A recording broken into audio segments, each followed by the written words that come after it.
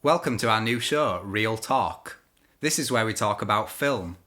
And the film we are going to talk about today, some people might say is the best film of the year. Other people might say it's the worst film of the year. I don't really give a shit. It's Star Wars Rogue One, a Star Wars story.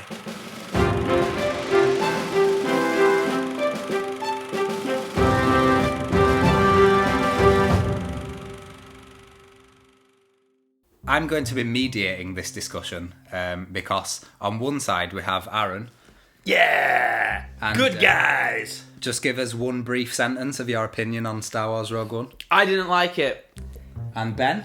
Absolutely fantastic. I think we're going to have like 10 minutes of Ben giving his opening statement as to why he loved the film. Oh, that's so ambitious. 10 I don't know if I've got 10 minutes in me. Okay, Bloody hell, I've got 10 minutes. seconds. Ben can have 5 minutes. Opening statement, why you love the film. Then Arron can talk for 5 minutes. And then we'll take questions. What really made the film, and I think a lot of people would agree with it, I've seen countless commentators say it online and things like that, it's all about the final act. It's all about the final act. Now, don't get me wrong, I think the film's got a good build-up. I don't think it's the best, and I don't think it's memorable. You know, I need to be fair and say that. I'm not going to sit here and like say that it's glowing from start to finish. I think it's somewhat engaging. You've got, you know, interesting characters. I do feel that I get behind Jyn Erso as a character. It does help that Felicity Jones is like... I need a little break. 5 minutes though. She's honestly, to be fair though, she's an incredible actress, and you know, I really do feel for her journey. I think that I read that what they've done with the opening sequence where they come down onto her home world, do the Imperials, and they take out her mother and abduct her father, and she gets away. Apparently, all that was added in afterwards to try and give it a bit of gravitas and give her character a bit more, you know, of a more impactful backstory. Yeah. And I think it works because I thought that those scenes were gripping. I think the one thing that was kind of lost for me in that bit is she seemed to get some sort of lightsaber crystal, and that never came to fruition. But at the time, I remember thinking, oh, this could be interesting. Oh, yeah. I was engaged right from the beginning. And then you see her go through everything, you know, when it basically zooms out and she's in a prison, and, you know, her escape and her getting involved with the rebellion and things like that. What was it about Jyn Erso and the Mexican guy that you found were good as characters themselves? So, I don't think that they work as a pair. This isn't, you know, we're not talking about Han and Leia here. Like, these two are two independent characters. No, we are not. Yeah, but that's the thing. It's not about them coming together. Characters. They are very much independent characters. And for me, I think with Jyn, she holds the screen extremely well, does Felicity Jones. Really, she's captivating. Like, you care about what happens to her because you've seen the troubles that she's gone through. You feel that empathy for her because she has had it tough. You know? Yeah. So I think that whenever you see her in peril, you want her to pull through that. It's not like Luke. You've never seen Luke in danger. It's not like Leia. I didn't give a shit about Luke. Leia in danger. You've never seen Han in danger. You hear these stories, but you don't see it. But with Jyn Erso, you see it. Yeah. So, like, you know what she's been through, and you can empathise with that. So for a start, you're fighting for her. And I think what I like about the Mexican guy, as he's being dubbed, is the simple fact that, you know, you can see that he is almost a soldier. He's a product of his environment. You know, he isn't somebody who has a clear distinction between what's good and what's evil. Yeah. And I think that in a story that's very much about good versus evil, you know, Jedi versus Sith, it's nice to see somebody who operates in that grey scale where you can see that they're impacted by the decisions that they're making, but they're doing them for the greater good. Now, grayscale is that's a Ben term. Is that's this movie was shot in colour. You mean the grey area? The grey area, grayscale grey area. Yeah. There was the kooky robot. What did you think of him? So the robot was by far the best character in the film, without a shadow of a doubt. I'd agree with that. If we're gonna take away from the leads and start going to everybody else. However, he wasn't as good a character as BB-8. True, but have you not noticed how the droids are always the best? Fact. Every single time. Yeah, mate, just, you know, everyone after Empire Strikes Back was just like, oh my god, that C-3PO, such a badass. Alright, C-3PO's an ass, but, like, you know, without a shadow of a doubt, So all the droids, except for C-3PO, are the best characters. Alright. Let me backtrack a little bit, okay? Have you ever, guys, honestly, this is why this review's so fucking, this is groundbreaking shit, no one else is covering this. Please, have you ever realised that in every Star Wars movie, the droids are the best characters? every movie. Shit, everyone, the best. It's not his turn In to talk, Phantom Menace, It's not his turn to talk. just the droids were the best. Aaron, you're breaking Sorry. the rules now. Sorry, yeah. Okay, so maybe not the droids. R2-D2 was the best in the original 6, if you like. BB-8 after that. R2-D2. And then a This new is like Darth Vader. Sit down. R2-D2. I'm telling you, man. Everybody loves a bit of Every R2-D2. time R2-D2 goes on screen, Ben's out of his seat. Cheers. You keep rolling, little robot. You keep going. Keep following your dreams. Tell me about the droid. Take it back, like the droid. It's the deadpan delivery. It's the lines that they've got the characters set up to say. I can't remember the guy's name who does it. It's a voice actor. Alan Tudyk. That's the guy. Yeah, he does so much. I love him in A Knight's Tale. He's a legend. But like, he's captivating. Like the way that he'll come in, it's just a witty comments, a sarcastic line. He was Steve the Pirate in Dodgeball. That is true. That is true. It's just hilarious. I mean, there isn't much more else to say for that. I mean, ultimately, when you see the droid's demise, again, I mean, this sort of sums it up. You sort of get the feeling that, you know, you've always got your heroes in Star Wars, and they always survive, and they always save the day. And I think what sets the tone for the final act, and, you know, we are going to get there eventually, but I might as well put the point out there. When you see that droid die, you get the feeling, you think, oh, hang on a minute, this isn't normally how these films go.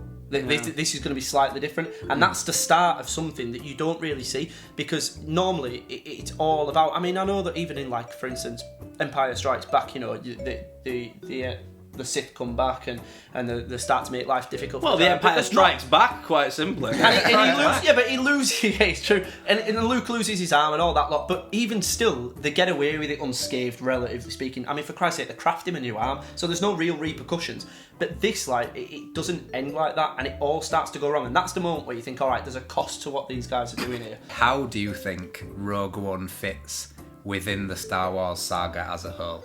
So, for me, I like the fact that it's tonally different to the rest of the Star Wars ones. I think the fact that it's not a numbered Star Wars film has given them a bit of freedom and a bit of license to maybe play about with the genre and what they do. And I think for me, it's less about a Star Wars film. It's more actually it's a straight up war film. And I genuinely think it's in the Star Wars universe, but they play about with the genre. Like, for instance, okay. No, I'll give you an example, right? This is how you can bring it back to this, okay? The way that I look at it is I look at it the same way as Winter Soldier for Marvel, okay? Marvel have got all these films. There's a very specific formula behind a Marvel film. But Winter Soldier was the first one to really play with that. They made it more of a spy espionage type of film. There were certainly big elements of that made that film what it was. And that was actually one of the best ones because they played with our expectations. And they changed things, and they did that with Star Wars. It's still a Star Wars film at heart, of course it is, but certainly there is very much, you know, the feeling of a war film in there. These people are fighting a genuine resistance. They don't have a Jedi to come in and save them. They've got nothing. They've got themselves, and that's it, and each other. And ultimately, you see that anguish as the film develops. And I think they kind of know what they're getting themselves in for in the final act when they do go down onto the planet, and they know they're not coming back. But that much becomes obvious, as I said, when the droid dies first, and then you start to see them fall bit by bit. That's not a Star Wars film that you see in there. That is a war film. Saving Private Ryan, but like in space, isn't it, really? Let's be honest. It was that moving. Pretty much. You mentioned earlier that the final act was your favourite part of the whole film, and what really elevated it beyond, because you were saying the build up and everything was good and you enjoyed it, but you didn't love it. Yeah. And then you loved the final act. That's what you're saying, elevated it beyond another movie. It was kind of, and it's the sacrifice and the deaths and that you feel like a darker tone. Darker tone. But it's not just a tone. That's not fair to say that it's just a tone. I think I like the way that it was well balanced. They played with so many story threads at the end. That when things were evolving, nothing got left behind. Everybody got brought along with it, and they were building up and upping the stakes as you were going. Because don't forget, you weren't just taking. The great thing that they did is they weren't just looking at it as a holistic thing of, all right, yeah, the rebels have got to kind of like save the day and do everything. They were like, there are individual personal battles that are going on here, and you saw those sacrifices for the greater good as it went on. And I think that's what sort of helped bring it around. It wasn't just the bigger picture that you were watching. You're watching all these tiny elements, and you're watching it all go catastrophically wrong. Yeah. And I think what just a little touch. I don't think this made the film, but something that I thought was very nice is that they never really hinted at a romance between Jin and the Mexican guy. And I think the temptation on the beach would have been to just have them look at each other and thinking. And they didn't. We're going to look that. so shit if he's actually Puerto Rican, aren't we? No, I'm fairly sure he's Mexican. I don't know. I know the internet's like a dangerous place, but I seem to remember. I read something like. So remember, he was from Space Mexico. No. I'm like 99%. For a planet that's called Space Mexico. Will you shut up? He is Mexican. Space Mexican, technically. I read it online that apparently like there's a big thing about diversity, and people seem to be really happy that this guy got on me. The Diversity Awakens. He was Mexican. It's the Diversity Awakens. Diego Luna.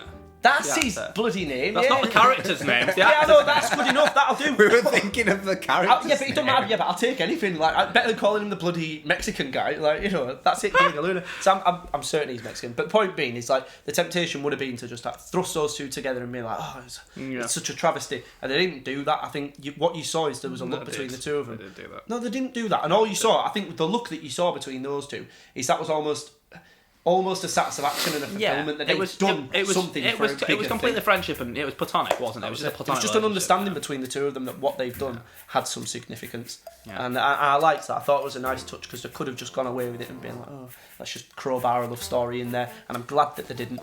Amongst all the Star Wars films, where would you rank Rogue One? I'll be totally honest. When I left the cinema for about 2 weeks afterwards, I did say it was the best. Yeah. And I still kind of stand by it. Do you think it's the best Star Wars film?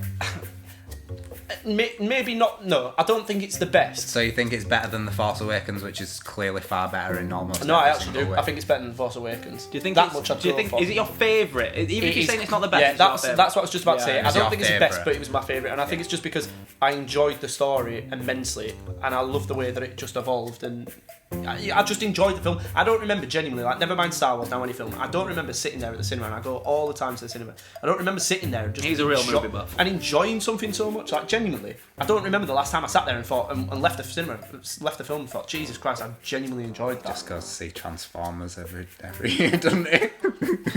I didn't know they showed the movie Taxi with Queen Latifah at the cinema so often. How's he keep seeing it? God, mate. So for me, there's two questions, and these seem to be the two questions that some people try and use to defend the movie or to kind of put it out there in terms of how they shape their opinions of the movie. Is it a great movie? Is it a great film? And for me, no, it isn't. It badly gets so many things wrong that make a good film, that it is in no way a good film. It isn't a good action film, and I'll go as far as to say that. I won't even say, oh yeah, obviously it's not an Oscar-winning drama. It's not a good action film, is it, Rogue One? And is it a good Star Wars film? And the answer, categorically, is no. It is not a good Star Wars film. It quite badly is missing several elements that make Star Wars. And there was no amount of Darth Vader or CGI Tarkin and Princess Leia that were going to save an absolute mess of a film that had no idea what it was from being exactly that. Didn't matter how many Star Wars references you make, doesn't matter how much nostalgic music you have, don't matter how many people Darth Vader tears apart in a corridor, a shit film is a shit film. What did you like about the characters, Aaron? Or dislike? I didn't like much about the characters. The droid was the best character in the film and was refreshingly original in a sense, and not outrageously original. But they had a robot character that had They never have robot characters. that didn't really care too much for the human characters he was involved in. Had like a sarcastic personality, was under a human's control, but had his own level of like sort of freedom and expressed that. In a humorous fashion. They probably copied that droid character off Knights of the Old Old Republic. Exactly. I've just realised that. It's really very similar. Did you find the other characters, the main two characters, Jin Erso and the Mexican guy, did you find them relatable? No, in no way. I thought they were terrible characters. And the thing is, a lot of people, even in the critiques, would say Felicity Jones did a great job. Felicity Jones did this, Felicity Jones did that. Felicity Jones was jarringly English in the whole film. And yeah, jarringly English in the sense that her dad was Mads Mikkelsen. And her mum was... another woman who wasn't like the Queen's English. She wasn't like Jane Erso, please run from the field. It wasn't like that. And then she was raised by Forrest Whitaker in power armour. The way that she's like, well, you won't be taking me to the Imperial Guard any moment soon. It's like, you know, for me, she's jarringly well spoken, and you know, it did affect me not in the same way that Daisy Ridley did as Rey, because that character had a lot more depth to it. For me, she wasn't great in it, and I don't think she's this great actress, and I didn't really enjoy her character. There was not a lot of depth, and showing me a harrowing scene from her past, and then she's just being arrested. I'm a bit like, where's this character coming from? You know, what's her real goal here? She's not really that bothered about the whole thing, and then she sees a hologram and suddenly she's living and dying for it. For me, it just didn't ring real particularly true. The main male lead, as a lot of people are saying, I thought was very, very weak. I think they've tried to make him sort of like a bad guy who ends up kind of turning good, and you know, like has been said, he kind of operates in these shades of grey. And for me, there was no authenticity to that character. There had to be something more to the character than basically you're trying to spoil the resistance. You die now, and then it's like, we've got to work for the resistance. Come on, let's go and get this shit. Oh, let's find it. And then it's like, yes, I'm just going outside. I'm just going to do some reconnaissance. I'm going to kill your father. No, I'm not going to. No, I've got an army and we're going to do this. But you know, it's just every line of dialogue with him was exposition basically. It was just plot to plot to plot. There was no real backstory or history to the character at all. There was no depth. And that, to me, is the movie in a nutshell. There's no depth. Donnie Yen, who famously played Ip Man in a good film. Famously. He played a really intriguing character in this, and I was really interested to know sort of his backstory and everything like that. Yeah, absolutely. When he first came on screen, I was like, ooh, this guy's intriguing, you know. I thought it was cool. What did you think of him? We've been protecting the Force for so long. The Force is with me. I am the Force. The Force is with me. It's just like, yeah, it's a fun line to put on a t-shirt, but who is this fucking guy? And then he's got a mate with him who's just like his pal, and pretty much his character is, I'm this guy's mate. Like, that's my only character. Another intriguing character, which I also, was really hoping to get more of an insight into, was the pilot. We saw him get brainwashed by the weird tentacle monster thing, which I kind of thought would come into it a bit more, be more of a plot point. I didn't hate him again, but again, just very surface character. Riz Ahmed is a great actor. He was fantastic in Nightcrawler.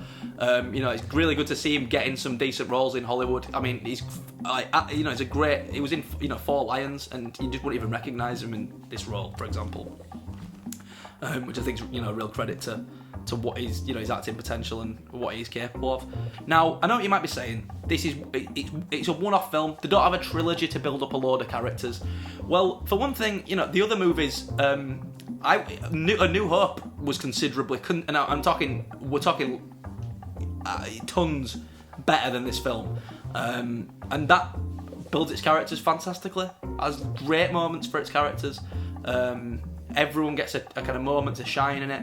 And that movie dealt with a pretty large cast. Maybe not as big as this in terms of scope, potentially, but still a big cast.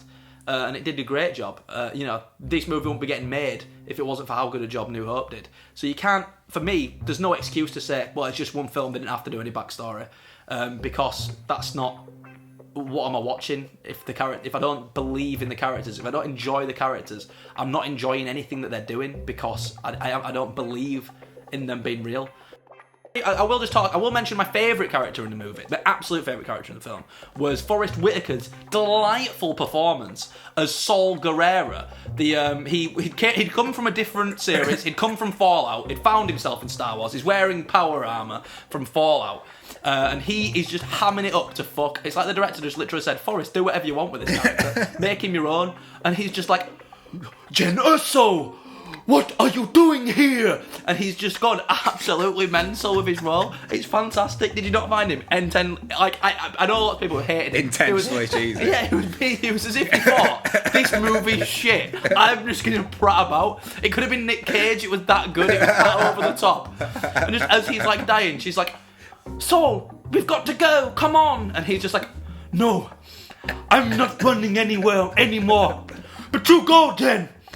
follow your dreams. It's just brilliant. Did you not love it? I loved it. He was the best character in the film. I have to say, the Forrest Whitaker character is actually the one that I didn't like. Oh, did you not? I thought he was phenomenal. I thought it was a complete waste. A waste. You're right. Waste. It was horrendous. It was so over the top and ridiculous, and just such a poor use of like this, this archetypal father sort of character. He should have been like the Ben Kenobi. He should have been Obi-Wan. That sort of role in the film, and instead he's just like, follow your dreams.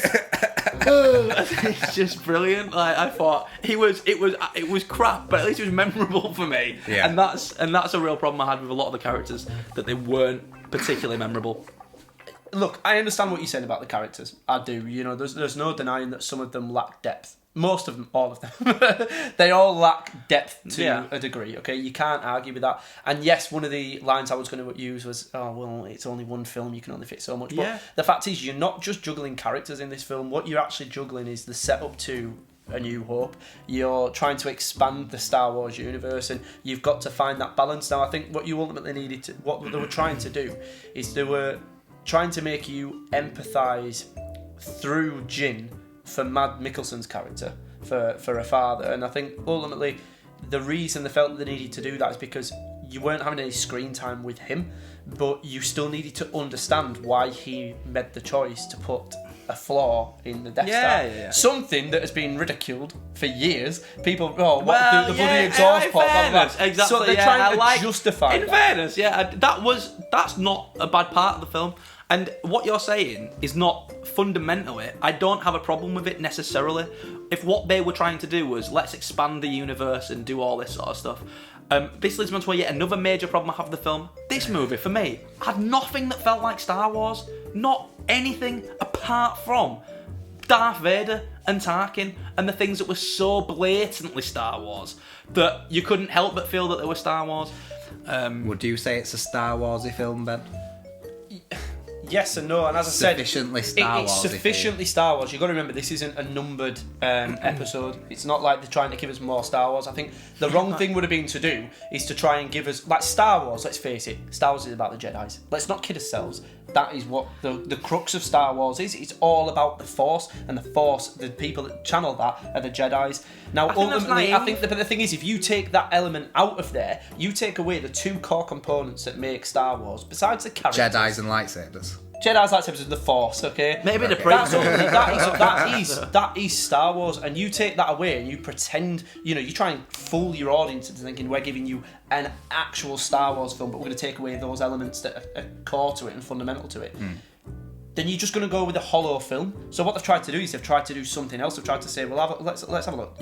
These players within a much bigger universe. I saw a statistic or something stupid like this, that even at the height of the Jedi, there were so few of them that something like 0.8% of the entire galaxy would ever come into contact with a Jedi, and that's why they were saying they were so easily forgotten, because to most people these guys were a myth anyway. So that's ultimately the universe that we're in. So what they were trying to do is they were trying to show you another element of that there is more to this. Far away from all these players, there are real people that are just like you and me, that are trying to fight a battle, that are trying to fight for their freedom, that are willing to sacrifice whatever it takes to achieve that. And ultimately, they're trying to show a side of oppression that is very much relatable, because in human history we've had that level of oppression. We've had these forces that come up and try and put people in a position where they feel like they've got no hope and no future, and that's the story that they're trying to show. But of course, it's still a Star Wars film, so you've got to kind of put those links in, and you've got those little nods, like the Jedi who's like, well, he's not necessarily a Jedi, but the guy was a guardian of the temple, and you've got these flashbacks to the film, and you've got little nods here and there. That little nod where the guy who looked like Darth Vader turned up with the lightsaber. Yeah, but that's and he was a Jedi and killed right everyone. At the end. No, that's right at the end. That is like, boom, we're back up to A New Hope now. So that's different. And let's be honest, that sequence was friggin' awesome. So like, it was fucking no sick, one's complaining about that. But But that was the switch. So that was the trigger of like, all right, we told you this story, but boom, this is how it ties into A New Hope, because we all know how A New Hope starts. and that's it. All right, yeah, you're going off on one. No, because you're saying like you were saying, oh, it's a story of oppression and all this sort of stuff. Yeah, like every Star Wars film is. What do you think the Imperial Order were a metaphor for? The fucking space Nazis. Yeah, the space Nazis. The whole idea is that they're oppression. So that argument is hollow because. Every Star Wars film is like that. Every Star Wars film is about oppression and people who are relatable. Now, if you think that I am so one-dimensional as to be compared to any character in that film, then I take that as a personal, grievous insult. I like to see there's a lot more depth to me than anybody who was in that movie, I can fucking tell you. I like a lot of different things, guys, not just games, sometimes art. So, I mean, I'm thinking that if what you're saying is true and this Star Wars film was more about a complex, character-driven sort of thing, then surely the characters needed to be even stronger than a regular Star Wars film. Yeah, and you could certainly say that. I'm not for 1 second saying that it's a perfect film. Excellent point from the mediator. No, Jake makes an excellent point. Great work, mediator. I haven't really... Jerry. Do you know what? I haven't got much of a comeback to that because you are right, and I'm not saying that the characters were perfect. I'm not saying that they couldn't have done things better. I think what they were hamstrung by a little bit is the fact that they obviously felt as though they needed to take the film in a certain direction to justify certain actions. Because don't forget, this is the thing. This is a film that couldn't leave any threads. Like, how can you basically they had to kill everyone off. They had to, like Mads Mikkelsen's character, all these threads and stuff, they had to tie them all up. And I think they were so engrossed in that. Because otherwise, why did these people not turn up in episodes 4, 5, and 6? You've got to have an answer for that. I think they had to die. Well, yeah, basically. I'm sorry, but yeah, otherwise it'd been a bit wishy-washy, wouldn't it? Like, oh yeah, they cared so much about the rebellion that they all nearly died, but then they didn't bother turning up when they were actually fighting like that. So they were turning up on bloody. It's like, oh no, we've done our bit. Yeah, now. Before the Ewoks had it covered. So like, I think ultimately, like they were forced to go down a certain direction with it, and I do think that limited them a little bit in what they can do. So. Not everything has to be answered, We meet people all the time in life where we don't get their full story. I can still like somebody. No, it's true though. Like for instance, like if I'm to meet somebody, I can still get along with someone. I can still engage with somebody, and like. I might not see them ever again, but you've had that interaction. You didn't need that flashback of them as a kid with a mother being killed and the father being taken. Like that person can still have an impact, and you can still get along with them and stuff. But I don't need their backstory to know that I like that person. No, of course. Do you know what I mean? Like it's just like that with. Okay, yeah, all right. That's a valid? Response. All right, okay. So, a valid argument towards the. I think of course. You don't absolutely need loads of depth. I've said the characters didn't have enough depth, and that's maybe not what I meant. I think the characters just weren't enjoyable in any way. They weren't well written. The script was poor. That's a real problem with this movie. The script is intensely unmemorable. There's no memorable lines in the film. There's no, Han, I love you. I know. There's no greatness like that. And obviously that's a real iconic line in cinema. But just on the whole, there's no great dialogue whatsoever in this film. It really it suffers massively from just an awful script. And say the movie went through so many rewrites, and that is just a massive problem. But the most memorable line in the film, for all the wrong reasons, comes from Darth Vader. Oh, I know what you're going to say. He says, with his sassy put down. He says to Krennic, he's just like, he starts to do the Force choke on him, and then Krennic's like, and then he goes, "Don't choke on your aspirations." And then goes, "Isn't it ambitions?" No, it's aspirations. Don't choke your ambitions. Yeah, maybe I don't choke on your ambitions. And then Vader goes, and then Vader skips off. And then Krennic, or whatever his name was, is just sat there on the floor afterwards. He's been choked, and he's like, And then there's a close-up shot where he goes like this, and he has this kinky smile on his face, like he's proper just like an asphyxie wank or something. Like it's the worst shot I've ever seen.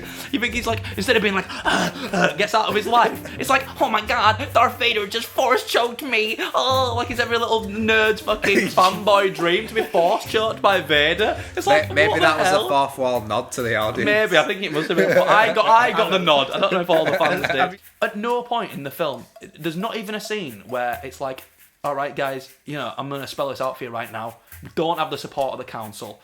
All we have is one Imperial ship. this is probably a suicide mission. Yeah, but that's the people on the thing. I'm sorry. Do you think that was necessary? That scene? Completely necessary because the fact is. Well, Aaron's saying that it didn't happen. No, sorry. I mean, you don't think it was necessary? No, sorry. I apologise. I don't think it was necessary because I think ultimately the decision is that they didn't want people to know that was coming. Because if you do that, you foreshadow it. You foreshadow the deaths of everybody. So I think that whilst it was obvious. They wanted to hold out hope. They wanted to hold out hope. Yeah, they wanted people to think that they could come back. At least one or two of them. Film, Ben. It's not how you make a film. Maybe they believe so strongly that they would be successful but success. But then, right? If that's the case, if they thought that they were going to be successful in doing the mission, then you then have a line later on in the film where the characters realise.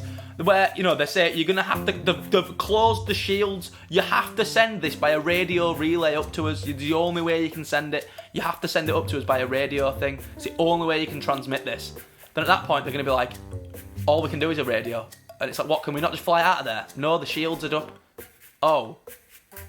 Yeah, but well, we're all probably going to die. The reason you can't do that though is because you've got all the characters are spread out. Are they all meant to realise that separately? Are we meant to watch 6 different groups of characters go? Oh, no, shit, well, you could all be on. They could all be on walkie-talkies. They're all in communication with the thing. They could all be like, "Is that what you're telling us? That the shields are going up?" That's what I'm telling you. That's the thing. That would have been like. There's not going to be a return journey here, guys. Let's just do it. Boom, that's it. Oh, we're all going to die, kind of thing. And then you watch them die. Whereas instead, what you do is you see them slowly getting picked off one by one. Because the thing is, right? But there's no like human response to what's going to happen. Going into it, I'd have been like, whoa, this is a suicide mission.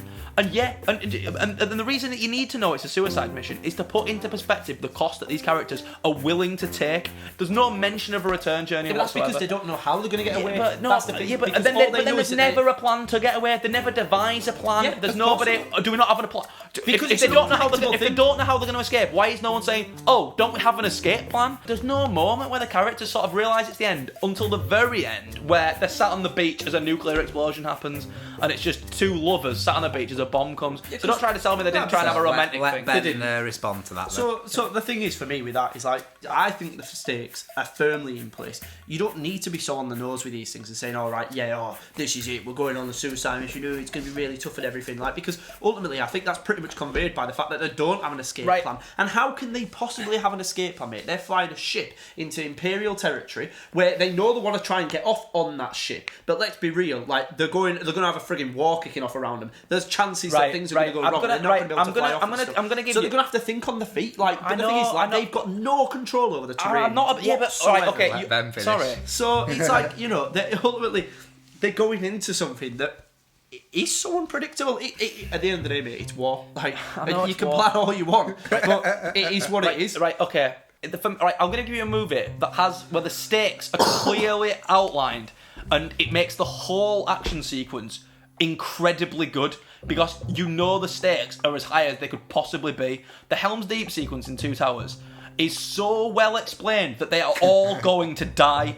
The whole idea is that we can't possibly survive in this place, that he's making a terrible mistake by taking them there, but because they're all so committed to the cause and helping Theoden that there's no way out, then they're going to have to go and die as...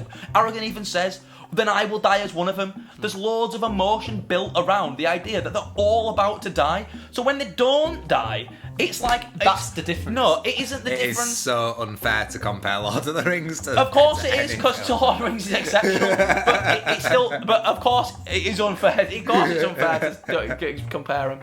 But... It's only a similar sort of situation. I get what you're saying, but I think they held that back, mate, and I'm certain this is the only reason they held that back. I think the line was missing.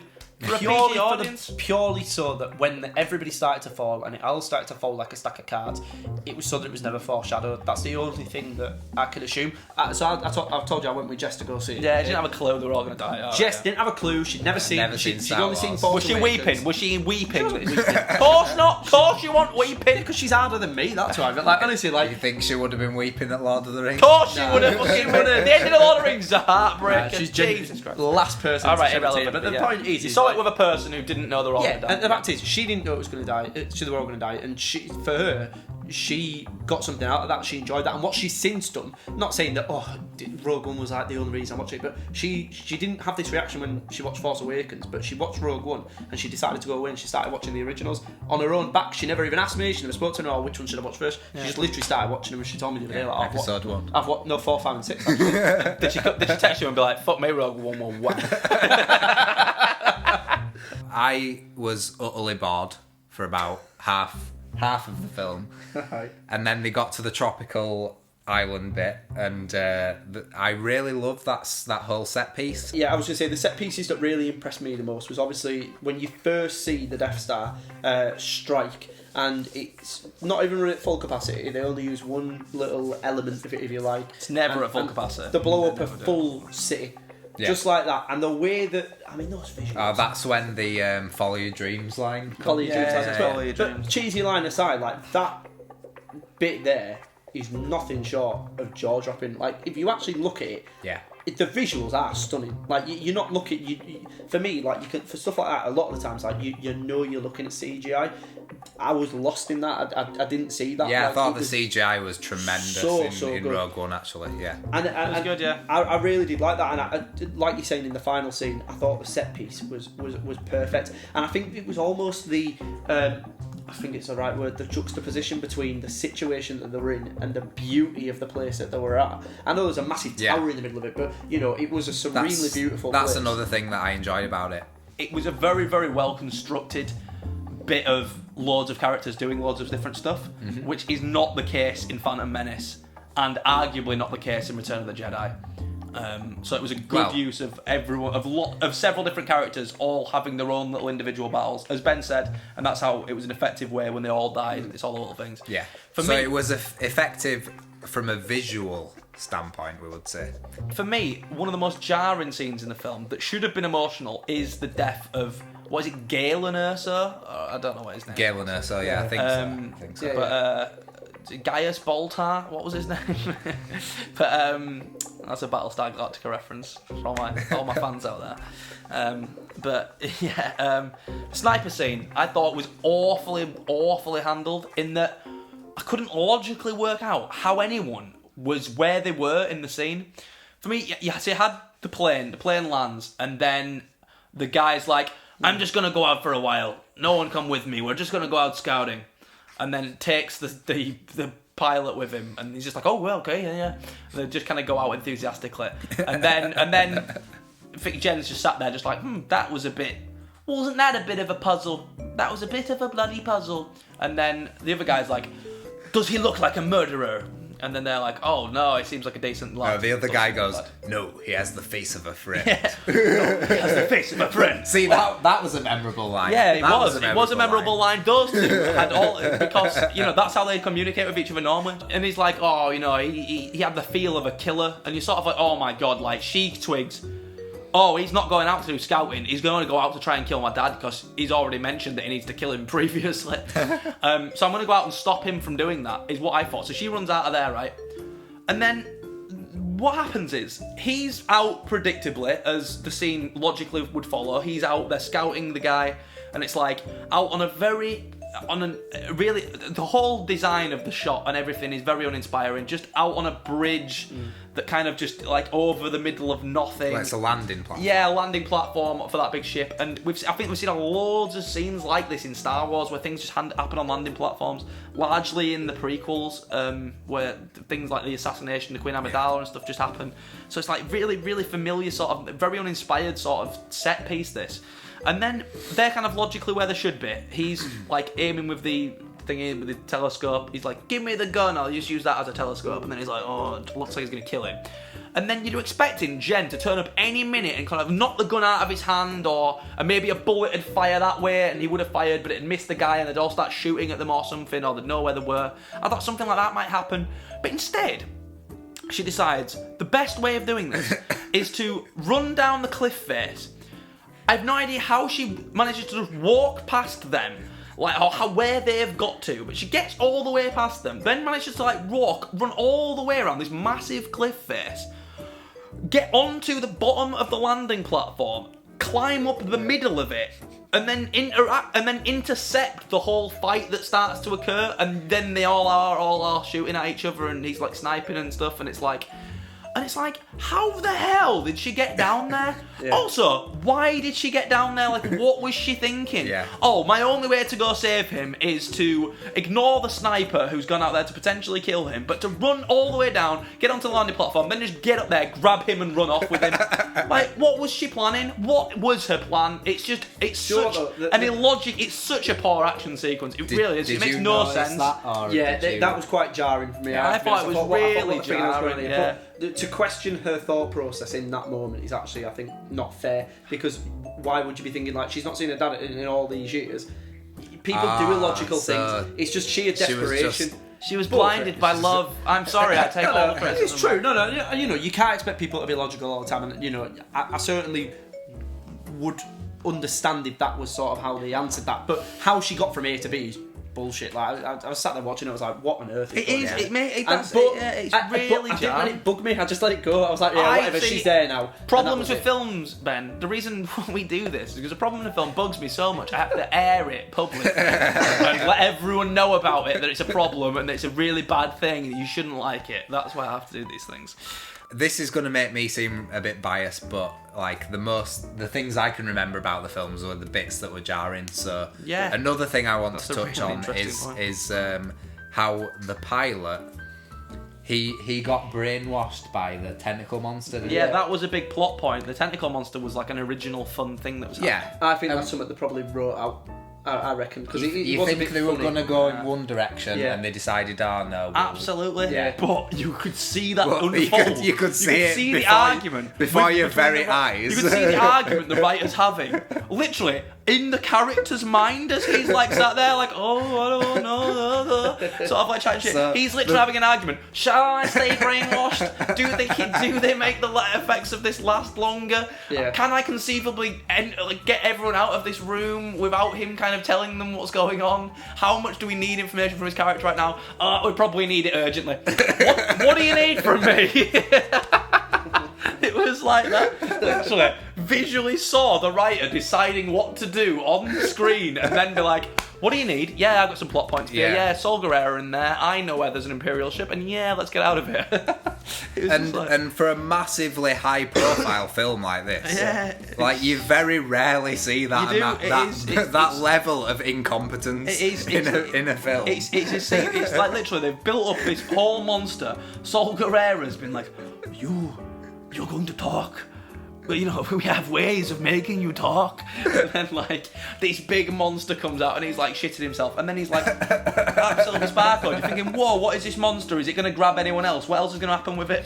And instead he's just like, you're right there, mate. Oh yeah, I'm sound actually. Yeah. And then we never see the monster again. And it has nothing to do with the rest of the plot. And then everything blows up quickly afterwards. It's just like, just really like, in a movie where they don't have time for any of this character bullshit. We can't have any characters tell anything about themselves. They had time to build up this whole monster that they just sack off like immediately.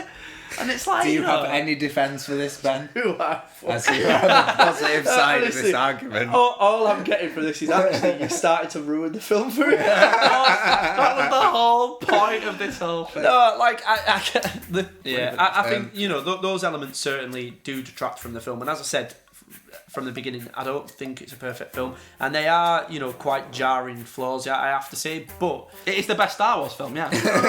No, I didn't say it was the best, I said it was my personal favourite. And the reason being is because ultimately I think that what makes the film good makes up for that.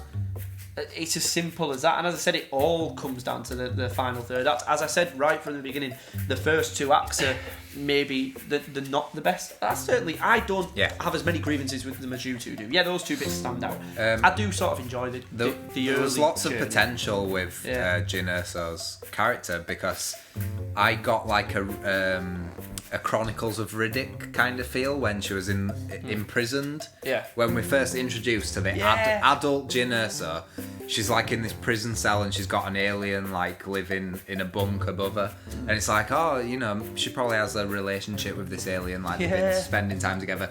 Alien, never seen again. That's it. We're never explained as to why she's in prison. Yeah, it's just stuff like that. And that's important stuff because that adds a layer to her. If she's a criminal of some sort, what's she done? What's she committed? I think that's what's endearing about Jin's character. You got to remember, she's a young woman, supposedly conflicted between the rebellion and living a normal life. Yeah, and and her feelings about it. I think she would like to do something, but I think she sees it as almost something that she is like insurmountable. I think she's logical in that regard, but at the same time she knows what has happened, and I think that there's probably an element of it, and I don't know, I'm just imagining this, but I think that she knows that if she fights for the rebellion against the Imperials, I think that could potentially end up leading to her father again, and she doesn't want to fight against him. But even then, that should you're telling me that.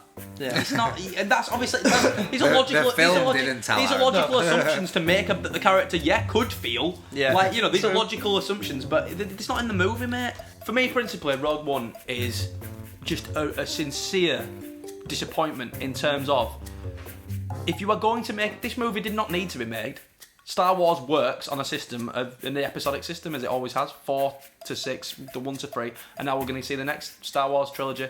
But Disney have decided, you know what we can do? Let's expand the universe. Let's try and show some other sides of what's going on. Let's try and take Star Wars away from the main plot and show some other parts of it. And yet, so what do they do with it? What are the highlights of this new film that's taking it as far away from the other Star Wars as they can while still having it connected to the main plot, but showing another side of the universe? The best part of the movie, by a country mile, was Darth Vader. The scene at the end where he's tearing everyone up in the corridor is a fabulous scene, a great scene. Now, why wasn't one of the main characters involved in that excellent scene? You've got two characters sat by a beach waiting for a nuclear explosion to kill them. Why not have an heroic sacrifice where they're battling through this door, running through people, trying to escape this ship as it's going down, all to try and get this thing to another person, just to get it off the ship. Someone has to get these plans, and as Darth Vader's chasing them down, tearing everything up, the main character has to face off with him. A character is probably going to die.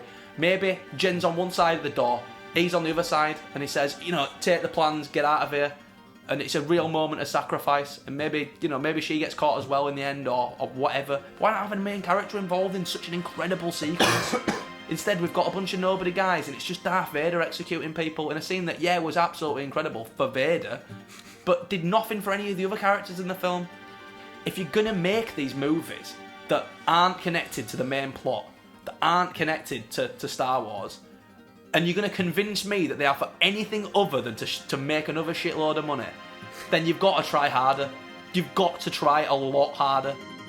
So your closing statement, Ben? Is that wrong?